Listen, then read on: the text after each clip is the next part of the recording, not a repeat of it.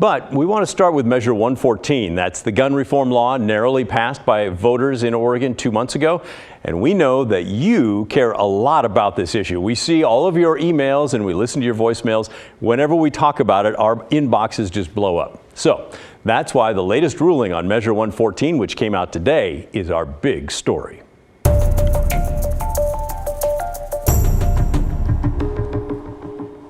First, a quick refresher on how we got here. All of Measure 114 has been on hold since last month. That's when a state judge in eastern Oregon blocked the law from going into effect. The judge issued what's called a preliminary injunction against the high-capacity magazine ban part of the law. He also blocked part of the law that requires someone to get a permit before purchasing a gun, as well as the part of 114 that requires a background check to be completed before a dealer can sell or transfer a gun. So pretty much the whole thing.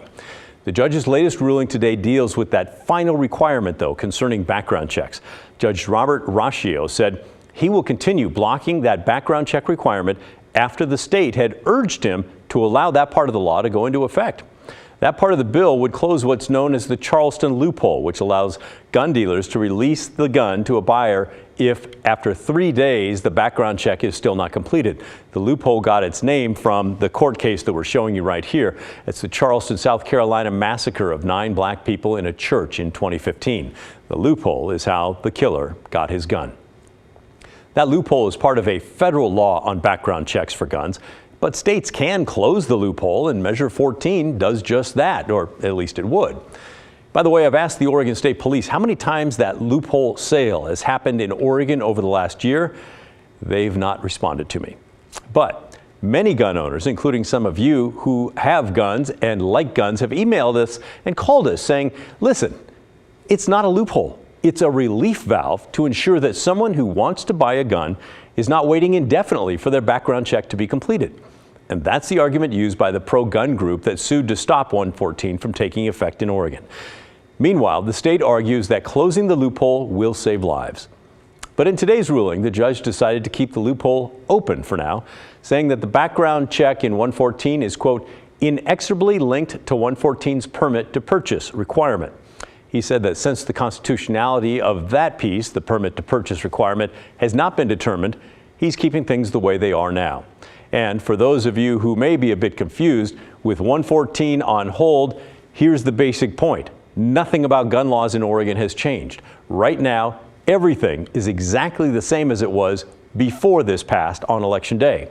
But the judge did note that if the permit to purchase requirement is deemed unconstitutional, then he'll reevaluate and rule on the background check amendment separately. So yes, we once again find ourselves in a Measure 114-induced stalemate, and we're left waiting for an announcement on when the next hearing is scheduled for next steps. And before we move on tonight, we wanted to highlight some state police data on Oregon's background check system. These numbers were reported to the Oregonian, and we think they are definitely worth your time. The Oregonian reports that since 2018, the state's firearms instant check system has prevented more than 4,600 felons and more than 2,000 people on probation from illegally buying guns. In the first 10 months of 2022, state police received more than 250,000 requests for criminal background checks on prospective gun buyers. That averages about 25,000 each month. But that really spiked after 114 passed in November. Check out these numbers. Over 85,000 requests that month alone. And in the first 20 days of December, there were around 43,000 more requests. And many of you have emailed us saying that your background check is delayed now because of the request hitting the state police system. Often hundreds, if not thousands, every single day.